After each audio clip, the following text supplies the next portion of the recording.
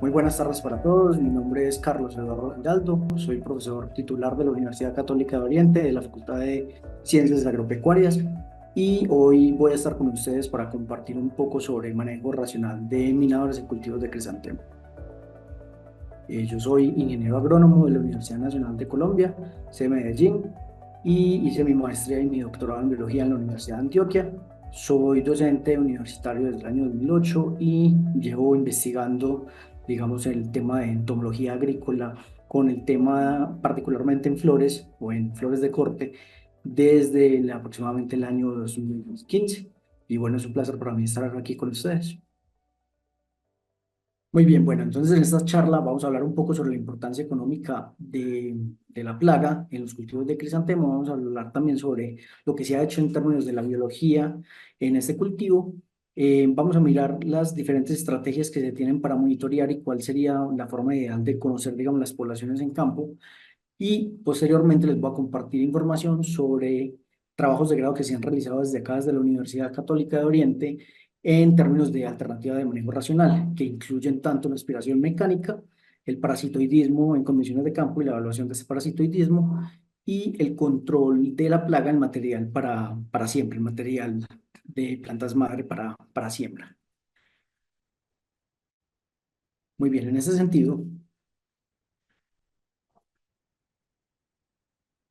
lo primero que deberíamos mencionar es que el género Liriomyza, dentro de esta familia Agromycidae, es un género bastante grande. Se conocen alrededor de 300 especies descritas. Hay varios complejos de especies. Dentro de estas especies se sabe que 26 de ellas tienen importancia económica, pero son 4 las que se conocen como especies altamente polífagas y de las cuales también hay 2 complejos de especies que presentan dificultad taxonómica y bueno, básicamente hablamos que son plantas que pueden estar afectando diversos cultivos en más de 12 familias vegetales y constituyen una gran limitante para los cultivos. Particularmente en crisantemo hablamos de las especies de Liriomyza trifoli y Liriomyza huidobrensis. Si comparamos el uso de plantas hospedantes de estas dos especies, hablamos que en total entre las dos pueden tener 336 especies, especies en tanto silvestres como cultivadas, de las cuales se pueden alimentar, de las cuales Liriomyza odorensis puede tener hasta 236 especies, Trifoli 46 como se ve en el esquema, y comparten un total de 54 especies vegetales, dentro de las cuales hay muchos cultivos de importancia económica. Hay que resaltar entonces que el género Liriomyza y varias de sus especies constituyen plagas cuarentenarias, por lo cual entonces, como se ha venido destacando en los informes, en los diferentes informes de Azculflores, Semiflores y digamos la asociación en los convenios con el IPA. Este es uno de los ejemplos para los años 2019 y 2020, en donde los agromícidos tienen una gran cantidad de eventos de interceptación y siguen siendo un problema, digamos, a la hora de las exportaciones de la flor cortada. Adicional a esto, entonces se presentan daños estéticos, tanto por los daños de punteadura como en las galerías generadas por las larvas, y también se ha asociado a una reducción del área fotosintética por el mismo deterioro que generan sobre el tejido de la hoja. Esto implica una serie de estrategias en campo para manejo. Esto es una de las estrategias tal vez más implementadas. Es un trampeo masivo cuando las poblaciones de adultos, por ejemplo, se hacen muy altas y genera costos adicionales en la producción. Si pensamos sobre lo que se ha hecho, si revisamos el material que se ha trabajado sobre liriomisa en crisantemo, entonces se ha estudiado que los adultos pueden estarse presentando en el cultivo y tienen mayor actividad normalmente en las horas de la mañana. Se sabe que los machos emergen primero que las hembras y que tardan aproximadamente entre 5 minutos a 1 hora en emerger de las pupas. Ellos se ayudan con una estructura que tienen cerca a la frente de la cabeza que se infla para poder romper esa pupa y extienden las alas alrededor de 20 minutos, ya pueden estar listos para volar. Y se sabe que se pueden aparear incluso en el mismo día después de la emergencia. En campo, las poblaciones de adultos que se identifican normalmente tienen proporciones sexuales, perdón, a favor de las hembras, en relación 1 a 9 a favor de las hembras. O sea, hay una gran cantidad de hembras por cada macho que encontramos en campo. Y se sabe también que la supervivencia de estos adultos es mucho mayor la de las hembras que la de los machos. Eh, entre, entre otras cosas, también porque la hembra es la única que va a ser capaz de alimentarse sobre los tejidos frescos de las hojas. Entonces, para la acción de oviposición, normalmente las hembras van a buscar tejido fresco, van a generar una punteadura con su oviscapto o con su ovipositor y posteriormente proceden a alimentarse. Algunos de estos sitios de alimentación también sirven como un sitio de oviposición. Y son los machos los que utilizan estas punteaduras también para alimentarse ellos mismos. Pero el macho no puede causar un daño por sí solo y requiere entonces de la ayuda de la hembra para alimentarse de estas punteaduras. Se sabe que después de que la hembra oviposita pueden eclosionar estos huevos normalmente entre 2 y 4 días después de la oviposición y normalmente la oviposición es individual. Cada punteadura que está destinada a oviposición, entonces va a estar aislada de las demás. Se pueden encontrar hojas con varias punteaduras, ya sea en el lazo, en vez de las hojas, pero van a ser posturas individuales. Muy bien, aquí en el video entonces podemos notar la acción de punteadura de la hembra y la alimentación inmediata posterior. Por el tiempo que transcurre la punteadura y la alimentación, podemos decir que es una hembra que no ovipositó en dicha punteadura. Muy bien, al respecto de las larvas, se sabe que son 3 estadios, la larva pasa por 3 estadios larvales.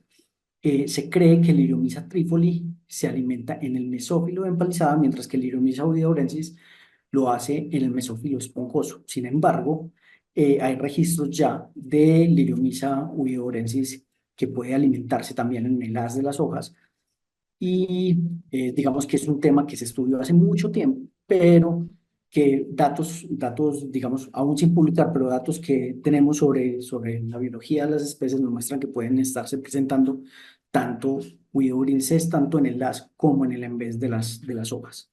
Entonces, trabajo que estamos adelantando al respecto.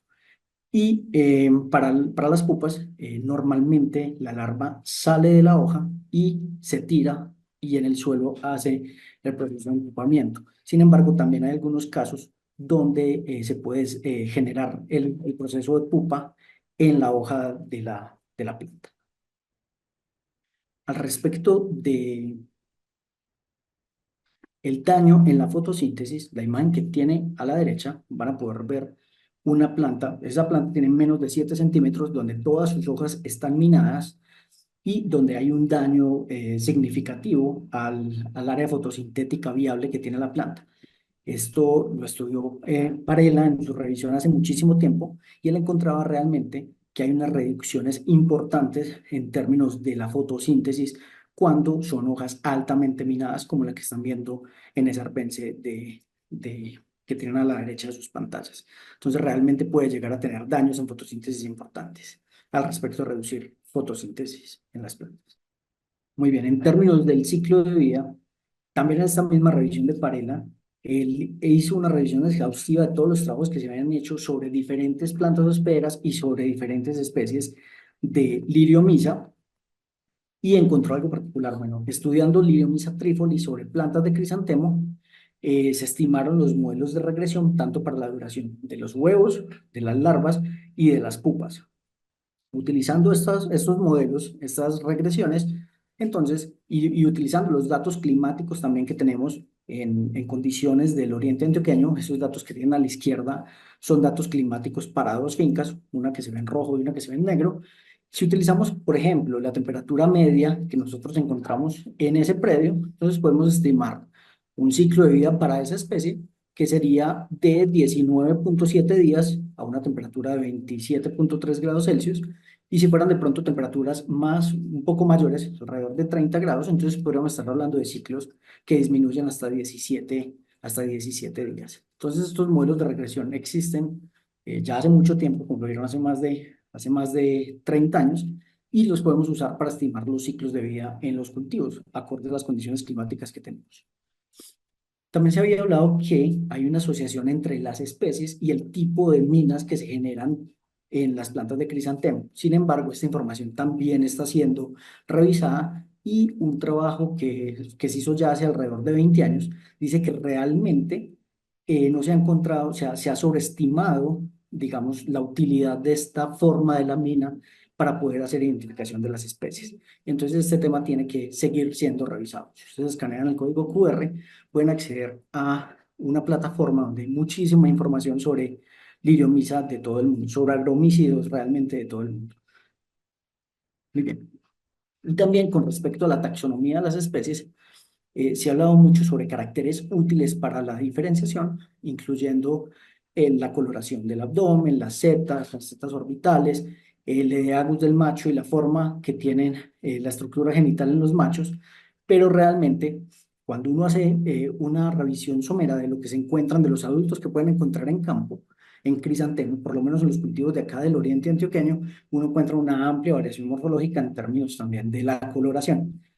Y se ha encontrado que realmente hay especies, hay complejos de especies, por ejemplo, el caso de Liriomyza huidoburensis y Liriomyza lanei, se sabe que realmente solo a través de diagnosis molecular las especies pueden ser separadas. Entonces, en estos casos, ni siquiera la estructura genital de los machos sirve para hacer la diferenciación de las especies, por lo cual hay mucho más trabajo que tenemos pendiente en este sentido para saber realmente de cuántas especies estamos hablando aquí en los cultivos de la región.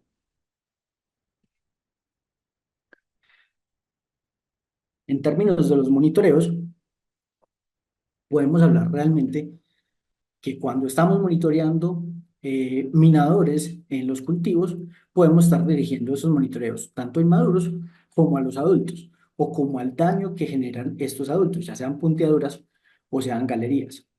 Sin embargo, la naturaleza de estos datos nos puede estar entregando algunos resultados que es información complementaria, pero que realmente tienen distinta naturaleza. Entonces podemos estar hablando de incidencia o de abundancia. En un ejemplo, entonces uno podría hablar, si estamos tomando simplemente la incidencia que tienen por camas, esto es un esquema que ya he usado para trabajos, por ejemplo, con TRIPS. Entonces, si pensamos en la incidencia por camas, podemos hablar que si en un bloque tenemos 34 camas y tenemos 20 camas donde detectamos presencia de minadores, estaríamos hablando de una incidencia del 58,8%. Ahora, si lo queremos hacer por sitios, entonces también podemos tener, digamos que en este caso estaríamos hablando de 3 sitios por cama. Entonces simplemente anotaríamos el valor de cuántos sitios se nota presencia de punteadura o de galerías y así tendríamos datos simplemente de cuánto es la incidencia que tienen en términos de sitios los minadores en las camas del cultivo. Sin embargo, debe notarse que estos valores de incidencia no deberían de crecer. Ya voy a dar una explicación un poco más amplia al respecto. Si lo pensamos en términos de abundancia, podríamos hablar por sitio cuántas plantas con minador, con presencia de minador encontramos. O también podríamos hablar de cuántas hojas minadas por planta encontramos, o por cama, o por sitio. Al igual que cuántas hojas con punteaduras por cama o por sitio. Ahora bien, siempre que estemos mirando la naturaleza de estos datos, vamos a encontrar que ya sea por incidencia o por abundancia, deberían ser datos que en el tiempo se muestran de una manera creciente o que manejan algo que conocemos como la densidad media de equilibrio poblacional. Las poblaciones que detectamos con el muestreo deberían ir alrededor de una media con una desviación estándar que, no, pues digamos que en términos estadísticos normalmente hablamos del 5%, pero digamos que cada cultivo podría determinar con qué nivel de confianza quiere trabajar. Lo que sí no deberíamos encontrar, bueno, esto se debería mostrar realmente como una curva de acumulación de la población. Lo que sí no deberíamos encontrar son fluctuaciones de este tipo. ¿Por qué? Resulta que entonces, si las galerías y las punteaduras funcionan como si fuese un tatuaje dentro de la planta, por más que retiremos material durante el muestreo, si el muestreo es estadísticamente bien desarrollado, no debería mostrar disminuciones de la incidencia. dado que simplemente es una muestra que me representa el total de lo que está pasando en el bloque o en las camas que estoy monitoreando. Entonces, si ahí vemos estas fluctuaciones tan grandes y las bajas en incidencias o las bajas en número de minas que encontramos en las camas, podríamos estar hablando entonces que hay un error en la toma de los datos o también tal vez hay un muestreo, un mal muestreo o datos que no son, que fueron mal transcritos o fueron mal tomados o que hay muy poca confianza estadística y nuestro muestreo no nos estaría funcionando. También podría ocurrir el caso de que sea una siembra nueva, o sea, realmente no estamos hablando del mismo lote que yo revisé la semana pasada o hace 2 semanas, sino que realmente hay una nueva siembra y por eso los datos de incidencia se van a alterar, o si no, hay un proceso de maquillaje donde todas las hojas que se vieron afectadas fueron retiradas del lote o una gran proporción de esas hojas. De no ser así, entonces podríamos estar hablando que hay deficiencias en nuestro muestreo. Muy bien, entonces, al respecto de qué alternativas eh, tendríamos para hacer un manejo racional del mirador, primero tenemos que hablar de lo que normalmente se hace en campo. Entonces hablamos de síntesis química. Uno de los productos que más se usa quizás son las ciromacinas, que debemos tener presentes que se usan las ciromacinas son disruptores de la muda de los dípteros y normalmente entonces deberían estar dirigidas al control de inmaduros. También hablamos ahorita de trampeo masivo para el control de los adultos, pero otras dos estrategias, digamos, otra estrategia que se usa de manera masiva en los cultivos es la aspiración mecánica. Y esas aspiraciones mecánicas en algunos cultivos tienen la opción de manejar un doble tamiz para recuperar los enemigos naturales y hacer una nueva liberación de los enemigos naturales, promoviendo el control biológico por conservación. Entonces, digamos, esto es en términos generales lo que se hace para controlar minadores en los cultivos. Entonces, bien, quisimos preguntarnos cuál es el efecto realmente que tiene esta aspiración mecánica, tanto sobre los minadores como sobre los enemigos naturales. Entonces, dos egresados nuestros, Julián Henao y Oscar Duque, trabajaron en este sentido y básicamente lo que hicimos fue, en una de las fincas, que tenía camas con una densidad de alrededor de 85 plantas por metro cuadrado, entonces se evaluaron las capturas de 50 eventos de aspiración, que normalmente esos eventos tenían una duración de 50 minutos, particularmente para esa finca. Entonces esos 50 eventos de aspiración se trajeron al laboratorio, se separó el material, se contabilizó el material y posteriormente fue analizado para, para hacer la revisión de cuál es realmente el efecto. Las especies principalmente que se capturaron fueron Cenosia attenuata y una de las cosas importantes que se encontraba era las diferencias en el tamaño de machos y hembras y en la morfología de machos y hembras, también varias especies de Liriomyza y los parasitoides de Glyphus, particularmente de Glyphus beijini, que es el que se promueve en muchas fincas, que se recapture en otra malla y posteriormente vuelve y se libera en el campo. Pero en términos de los números, entonces los muchachos contaron 5.602 individuos, de los cuales el 16%, alrededor del 16% eran minadores, pero un 83% eran lo que conocemos como mosca tigre o Cenosia attenuata. Esto muestra un gran potencial de estos depredadores en los cultivos, que realmente si no se hace un buen proceso de captura y reliberación, se estarían perdiendo como un potencial control de la plaga en campo. Una de las cosas que vale la pena notar es que el 9.5% de los machos de Cenosia attenuata quedaron dentro de la red de minador. Es decir, cuando se eliminan los minadores, el 9.5% de los machos de Cenosia attenuata se estaría perdiendo con esta medida de control. Es decir, adecuar las estrategias de liberación o a estudiar la morfometría tanto de machos como de hembras nos permitiría adecuar el tamiz de las mallas empleadas para hacer un mejor proceso de reliberación. Muy bien, aquí es simplemente el gráfico mostrando cuando contabilizamos juntos Cenosia attenuata y los minadores, entonces cuál es el efecto realmente de los enemigos naturales versus el minador, que es nuestra plaga objetivo. Posteriormente, entonces, quisimos estudiar cuál era el porcentaje de parasitoidismo que encontramos en los cultivos de crisantemo. Entonces, básicamente, lo que se quiso hacer fue, se evaluaron cuatro fincas donde buscábamos de las minas que se encontraban vivas o activas en los cultivos, saber cuántas de ellas estaban parasitadas por diglifos y tratar de hacer la identificación de las especies.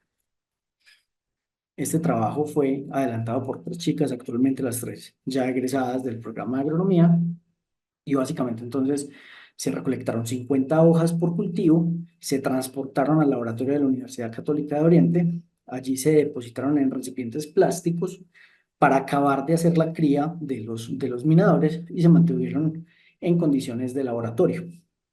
Una vez emergidos, entonces se contabilizaron y se hizo el trabajo taxonómico para tratar de identificar las especies. Ya mencionamos cuáles son las dificultades taxonómicas al respecto de esto, pero las clasificaciones iniciales o la taxonomía inicial la vamos a conocer en un momento. Entonces, se hizo el trabajo taxonómico, se utilizaron claves pictóricas disponibles en la web y posteriormente, entonces, se hicieron los conteos de lo que estaba emergiendo de esas 2.000 hojas minadas que trajimos de campo. Una de las cosas a resaltar, bueno, en los caracteres morfológicos nos dieron asociaciones en teoría a lo que es Liriomyza trifole y Liriomyza oviaurensis, como les mencionaba anteriormente. Se requiere el trabajo molecular para poder asegurar la identidad de las especies, para poder verificar que no estemos hablando de un complejo de especies. Pero en términos generales, fueron mucho más los Liriomyza trifoli, que se reconocen por las máculas amarillas en este segmento abdominal, que el Liriomyza oviaurensis. Y en términos de los números, entonces podemos hablar que realmente existe un potencial de parasitoides enorme dentro de las fincas evaluadas. Particularmente una de las fincas alcanzó porcentajes de parasitoidismo del casi el 55%, lo que muestra realmente de las minas en las cuales habían individuos, de los individuos que emergieron, hasta un 55% fueron parasitoides, lo que muestra el alto potencial que tienen estos insectos para contribuir al control de la plaga en condiciones de campo. Asimismo, se encontró una de las fincas que tenía un control muy efectivo de lo que eran las galerías y de ahí habían muy pocos individuos emergidos. Realmente, de las 972 minas, solamente emergieron adultos de 42 de ellas. Bueno, ustedes se preguntarán, ¿por qué esa cantidad de minas? ¿Por qué 3.517 minas? Y si solamente eran 2.000 hojas, muy bien. Entonces, en el esquema de la derecha van a poder notar que habían hojas que llegaron a tener hasta 7 minas en una sola hoja. Entonces, esto fue uno de los datos importantes y es que aunque en promedio es 1,4 minas por hoja, realmente hay hojas que pueden tener hasta 7 y 8 minas en una sola hoja. Muy bien. El último trabajo que me gustaría compartir con ustedes es entonces al respecto de un tratamiento térmico que se hizo al material de siembra, los esquejes para siembra, en busca de controlar los estados inmaduros de Liriomyza.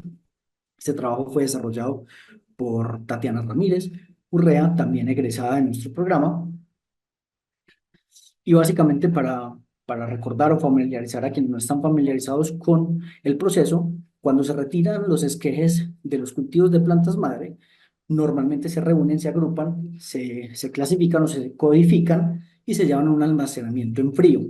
Posteriormente, este material se saca y se pone a el proceso de enraizamiento para posteriormente llevarlo a condiciones de campo.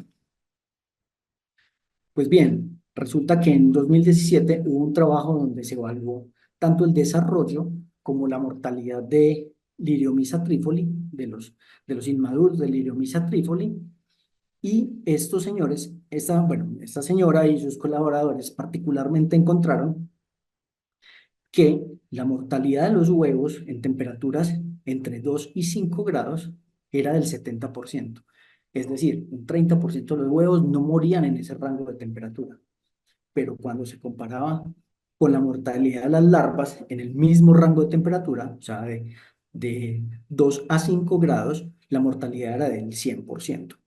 Es decir, Los huevos, como pasa en muchos otros insectos, son el estado de desarrollo que es capaz de soportar las condiciones invernales, las condiciones de bajas temperaturas, como a modo de hibernación, y es la estructura que es capaz de pasar estas condiciones hasta que se mejoran las condiciones, por ejemplo, si hablamos en zonas templadas, hasta las condiciones de primavera, pero la larva no está adecuada, no tiene las condiciones para soportar las bajas temperaturas.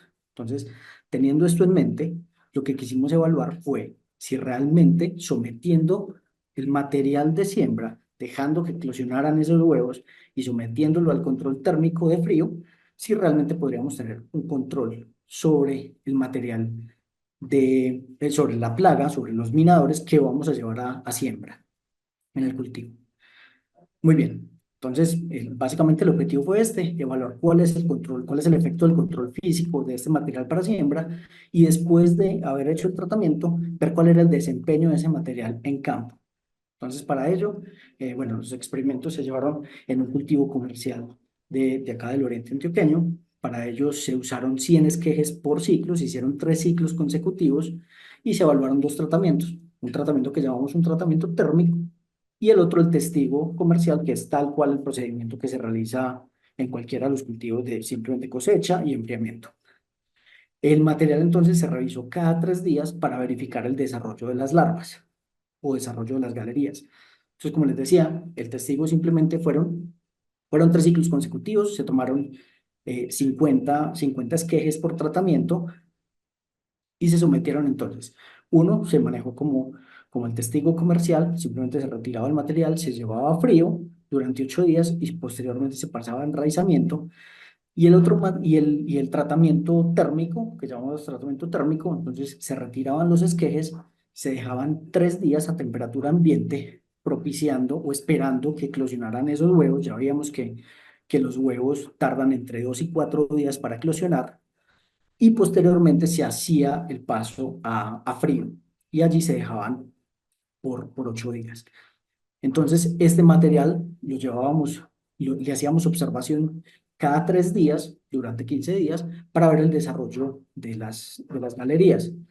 Y ese desarrollo lo identificamos como cero si simplemente estaba la punteadura presente. Ah, bueno, todos esos esquejes que se cosecharon fueron esquejes que tenían presencia de punteadura, que venía desde el material de plantas madre. Entonces, cuando simplemente quedó la punteadura y no hubo desarrollo adicional, lo llamamos cero, y en la medida en que se iban incrementando la longitud y el grosor de las galerías, lo llamamos simplemente niveles uno, 2 y 3. Teniendo esto presente, entonces hicimos las observaciones por 15 días y procedimos a revisar el material. Del material que se sometió a la eclosión previa de los 3 días, buscando la eclosión de los huevos, el, solamente el 2% logró sobrevivir después del tratamiento. Es decir, de los 150 esquejes con punteaduras que se sometieron al tratamiento en frío, no hubo desarrollo en 148 de los esquejes sometidos y solamente 2 mostraron un nivel de desarrollo incipiente. Versus el testigo, de los cuales de los 150 esquejes desarrollados en los 3 ciclos, el 124 de los esquejes eh, llegaron realmente a tener algún tipo de desarrollo de la larva, y solamente el 26 mostró mortalidad. Cuando uno hace las pruebas, bueno, esto se verificó a través de una prueba chi cuadrado, donde asociábamos el estado vivo o muerto con el tratamiento térmico o tratamiento testigo, y mostraba realmente una asociación. O sea, el tratamiento está funcionando para eliminar las larvas de minador. Si observamos el gráfico que tienen a su derecha, entonces van a notar que realmente el tratamiento en frío se quedó en el primer estado de desarrollo, en el estado cero, mientras que el tratamiento testigo hubo muchas de los esquejes que mostraron desarrollo de galerías hasta nivel 3, o sea, 93 de esas plantas mostraron desarrollo hasta nivel 3.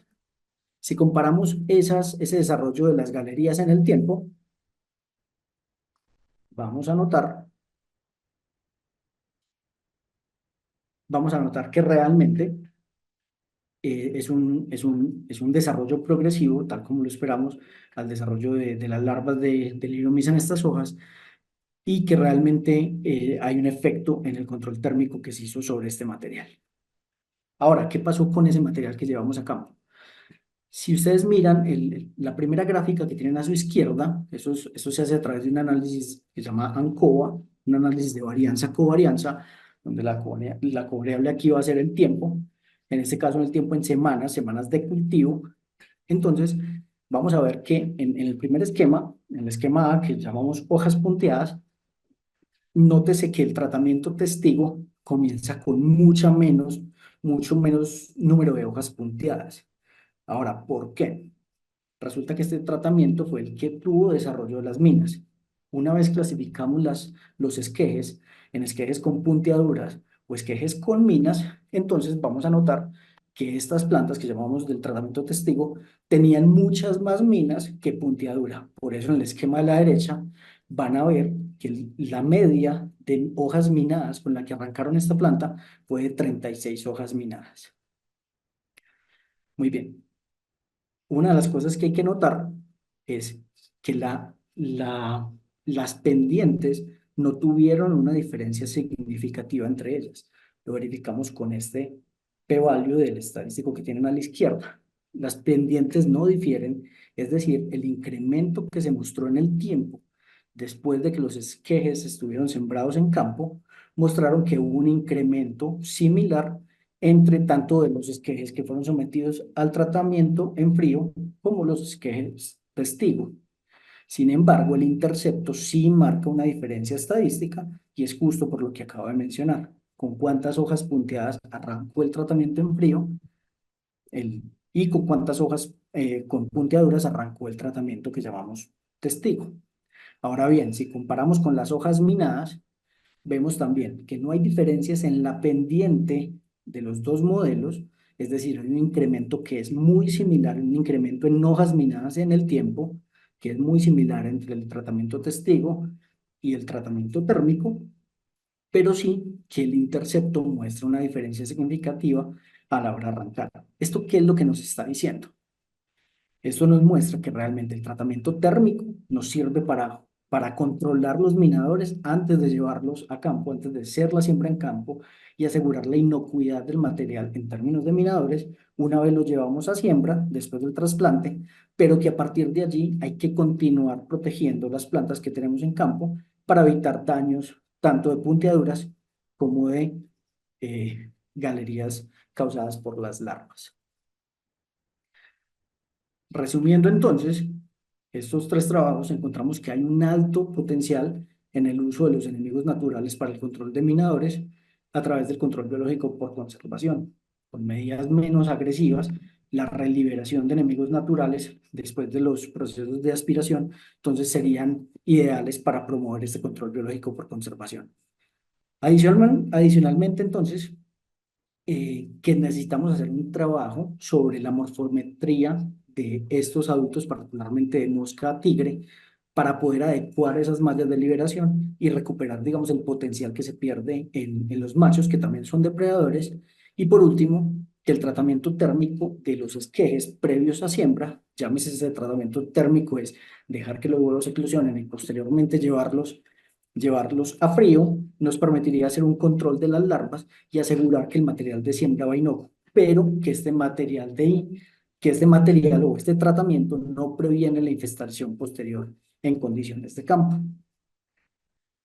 Bueno, nuevamente quiero agradecerle a los muchachos que se pusieron la camiseta y hicieron un trabajo genial al respecto del estudio de minadores en condiciones en crisantemo y en condiciones de campo, y muchas gracias a ustedes por su atención.